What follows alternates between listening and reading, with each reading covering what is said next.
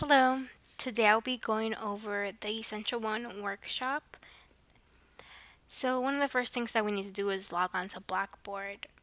So, if this is one of your first times logging in, I would suggest going to the Caldwell website. Once you're there, you'll see a window just like this, and on the top of the page, you'll see a tab that says Cougar Apps. So, we're going to click on Cougar Apps. You want to use your Caldwell NetID, which is your username and password to log in, just how I'm doing right now. Okay, the service that we're using is the single sign-on that we have here at Caldwell, and we're going to access the Blackboard app by clicking on that icon, and it'll automatically sign us into Blackboard. So this page that you're seeing right now, this is the home page, and I'm just going to go over briefly what sections you have here. So on the home page, you'll see the most prevalent section is the My Courses section. So you'll see all the courses that you're teaching listed here.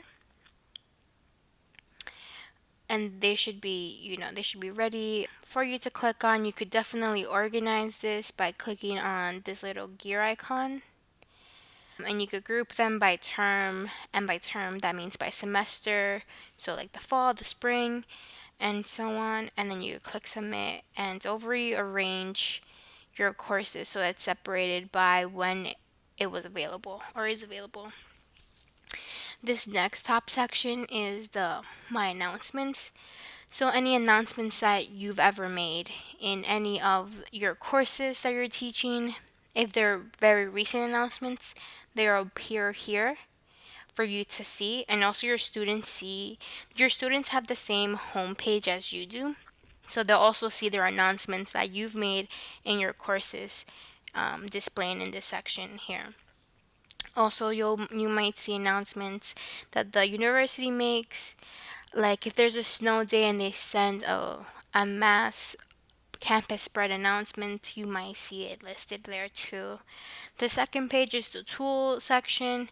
So again, another way to get to your announcements, to see grades, to see personal information.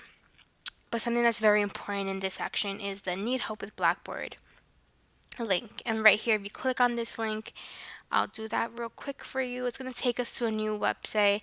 And this is the website that can help you if you're having any kind of technical issues with Blackboard. Something's not looking right, you need some help doing something.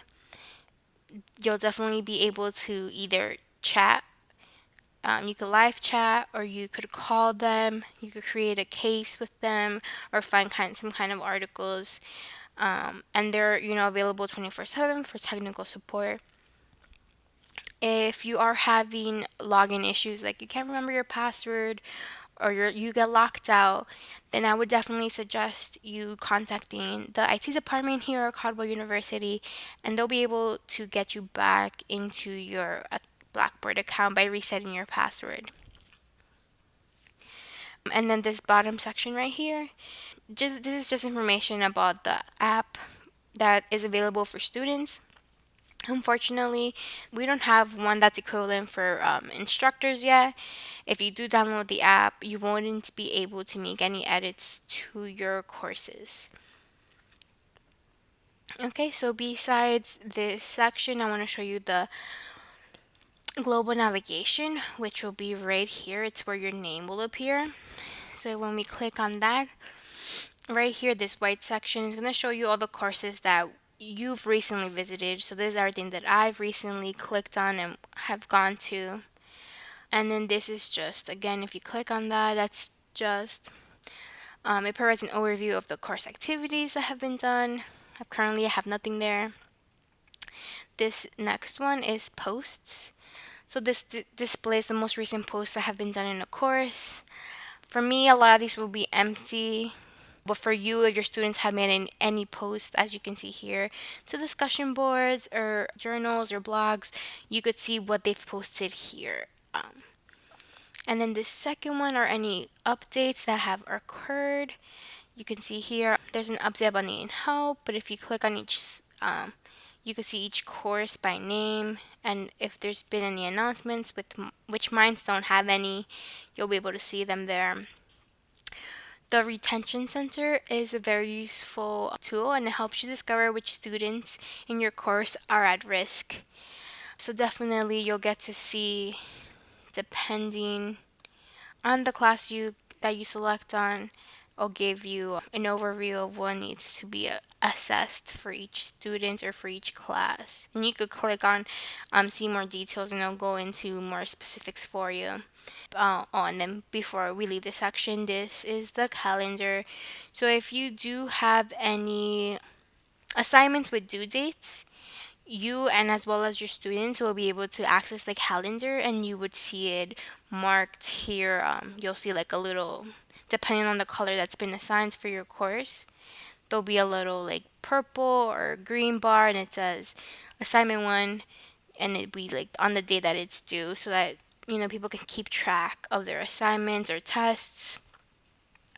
So let's click back on the home button. This home button is always going to take you back to your home page, no matter on what screen that you're in. So you see, click on it, we're back home. And then one other fun little tidbit is that this little icon right here, that's actually a button. So if we click on it, it takes us back to the Caldwell website, as you can see here. Okay, so let's go into a course. So I'm going to select my practice course, and if you want, you can follow along and go into a course that you feel comfortable practicing in. So I'm going to go into here, which is my practice course.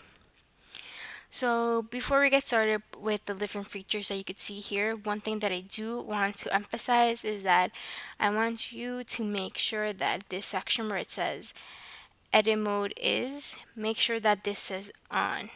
If this is off, you will not see all the tabs that I'm describing. So I'm going to click on off, and you're going to see that certain things disappear. So we're going to click on off, and you see how this changed very little, but it changed enough where I cannot make edits to anything. I could go into all these different sections, but for the most part, I cannot create a new announcement or anything like that. So if you feel like you're missing toolbar, make sure this is on. And you see I have it on, and now I could create a new announcement, and there's more tools that are available for me. So for my own practice course, I made my entry point to be the announcement page, but your entry point might look a little different, and that's totally fine. But you could click on announcements, and it'll take you to your announcement page. Depending on your course, this might be empty, or you might have something there. If it's empty, you could definitely create a new announcement. So let's click on create announcement, and we could create one. Hello everyone. And you could write, whatever announcement you want your students to see.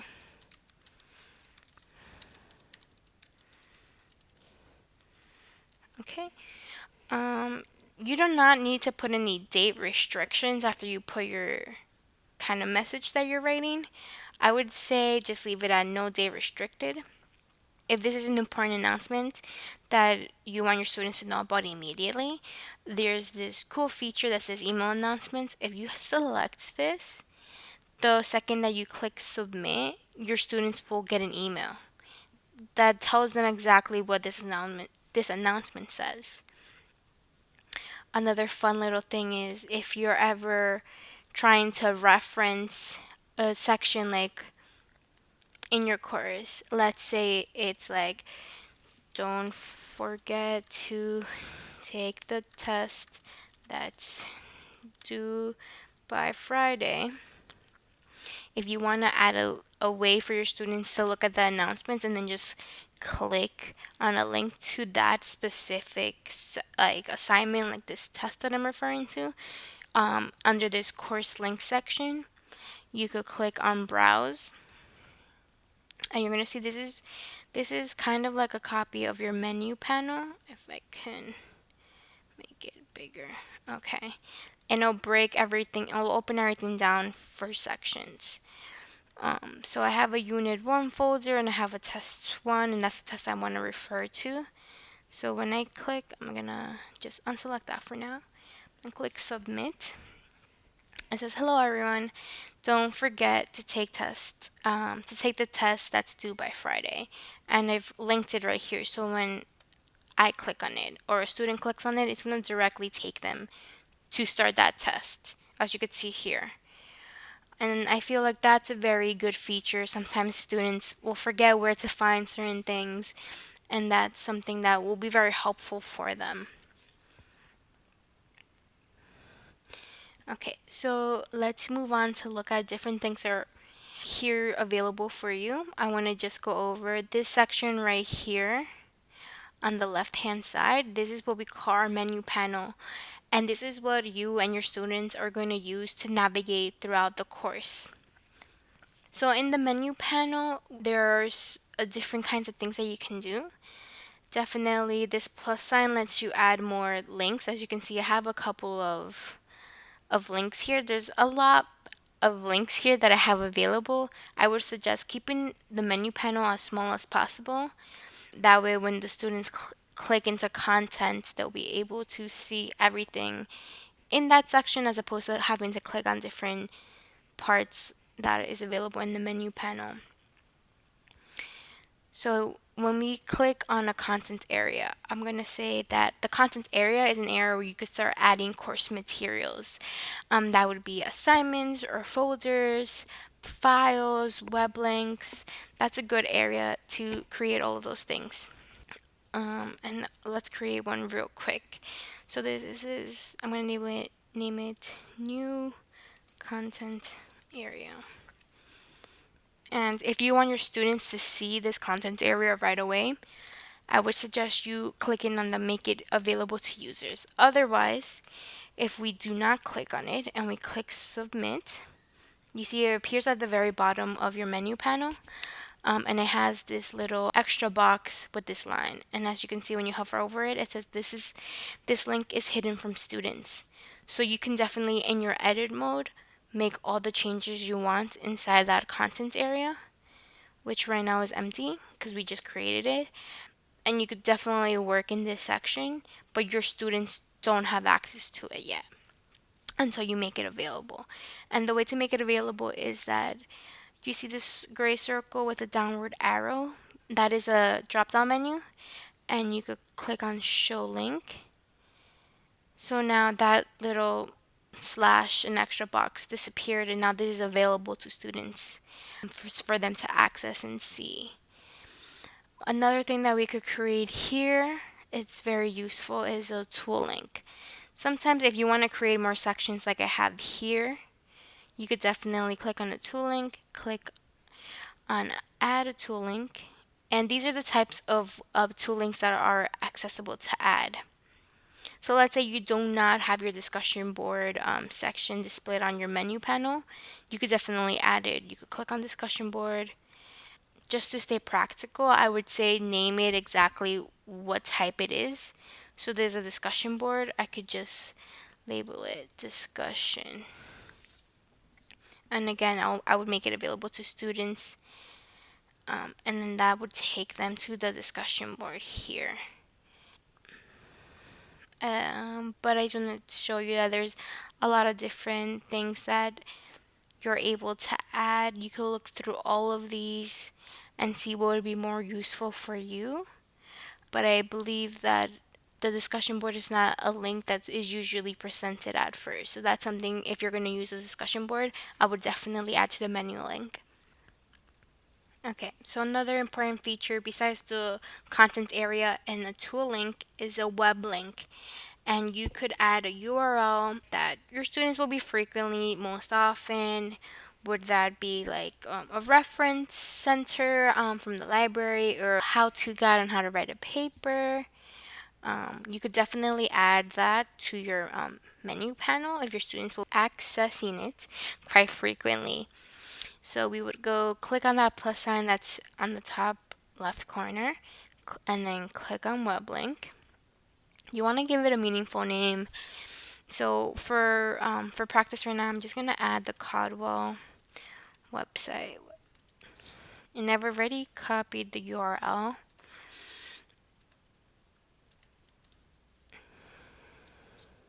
Okay. Sometimes right after you click on that, this button will not be accessible, but just click on name again, put a space, delete it, and you'll see that button is clickable now.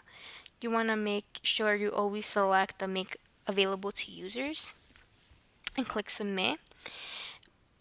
And then before you even try to test that link out, I would suggest clicking on that gray circle and selecting set link to open in a new window.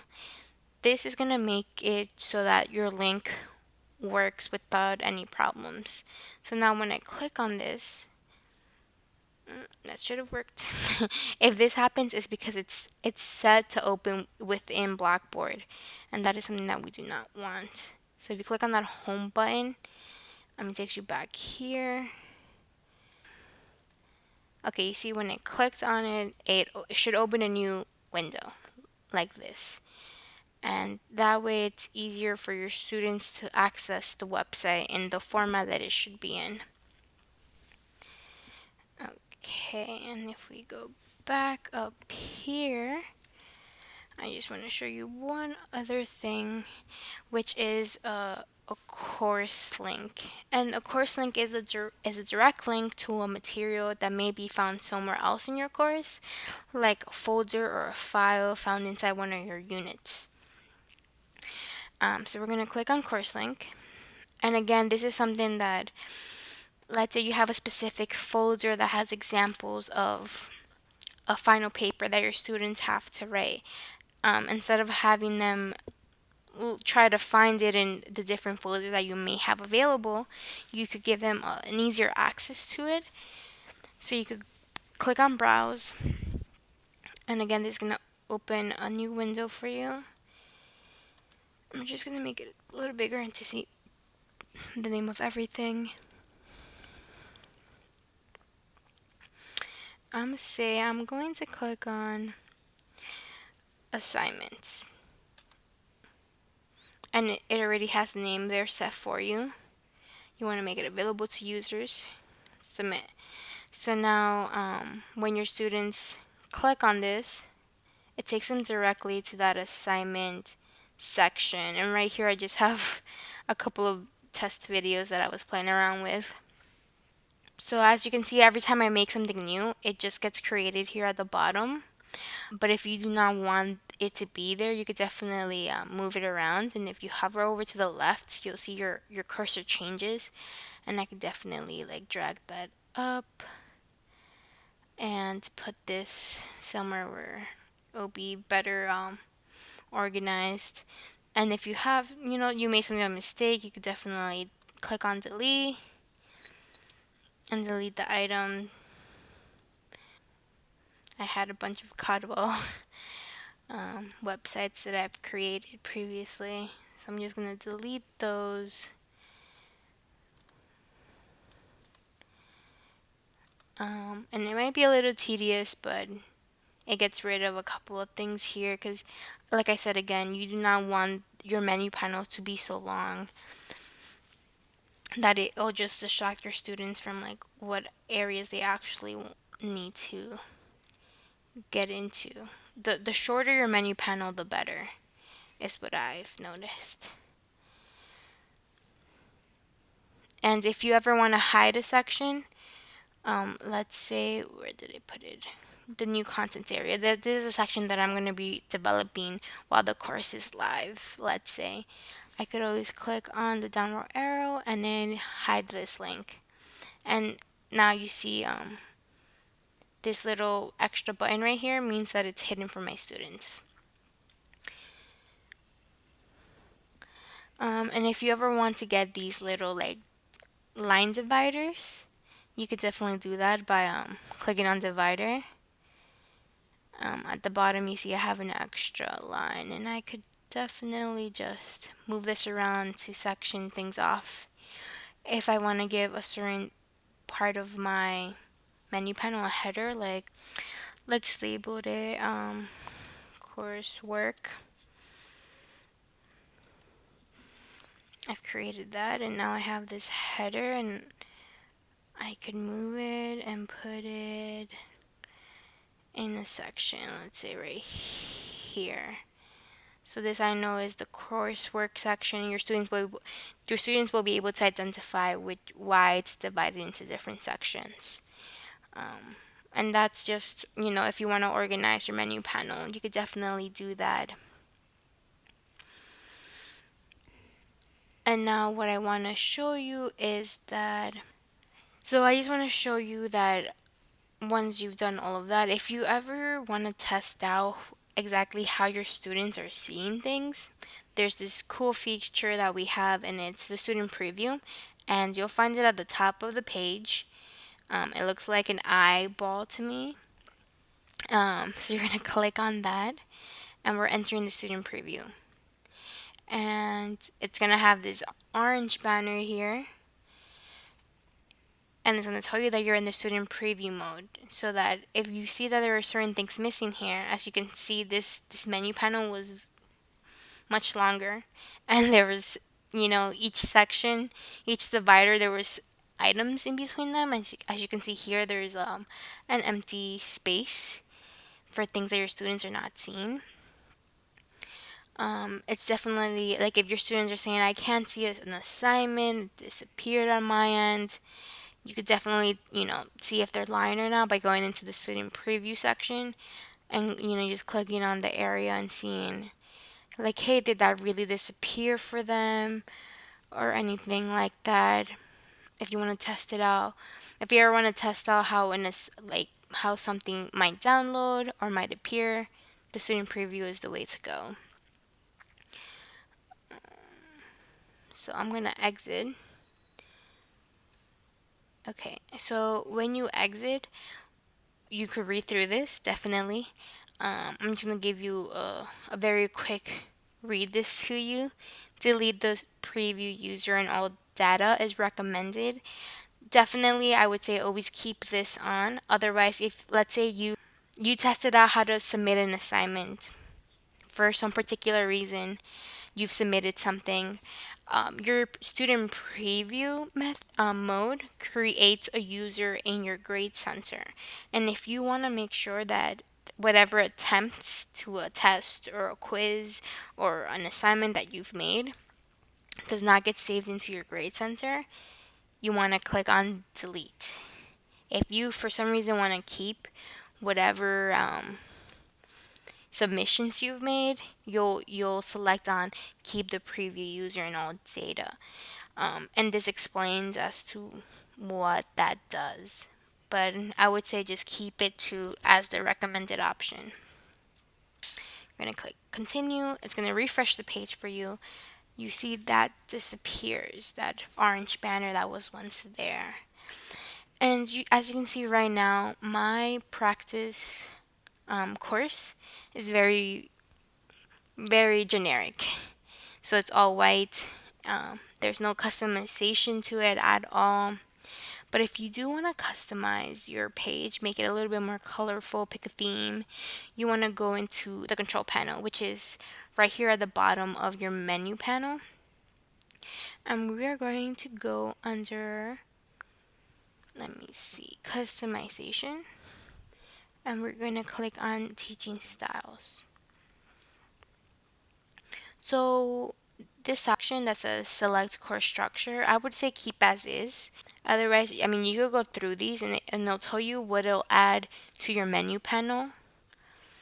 If you feel like any of these are more suitable for the way that you'll be teaching your class, then you could definitely go ahead and select this structure that they have already provided for you. Otherwise, you just keep whatever work that you've already made here. Beneath that is where you select an entry point. So I've done the announcements, but you could select something else. That could be the content area, discussion boards, or if you have information area. These are all areas that are found on your menu panel, and they're only particular areas. You see, it shouldn't be a website, and it shouldn't be something that's not within Blackboard. Otherwise, you'll get an error message. So I'm just gonna leave it as announcements for myself. And under that, you have a course theme, so you could definitely select something a little bit more fun for your class. Um, Let me see what I would like right now. As you can see, there's like a lot to pick from.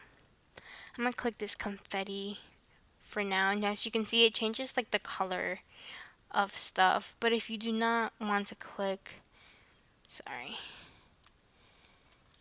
if you don't want to click on any of those themes, you could definitely customize things, selecting a different color for the text or something like that. But for now, I feel like it's easier if you just click a theme, and that's already pre-made for you. It makes things a lot easier. If you have some kind of banner that you want to add, some kind of like fun image that will appear at the top of the page, you could definitely click on browse my computer and select that image. I would recommend giving it in alt text, and that just means that, if someone hovers over that picture, this little text box will appear, and it says, let's say if I put the Caldwell logo at the top of my page, I would put Caldwell logo, and that just identifies what that picture is.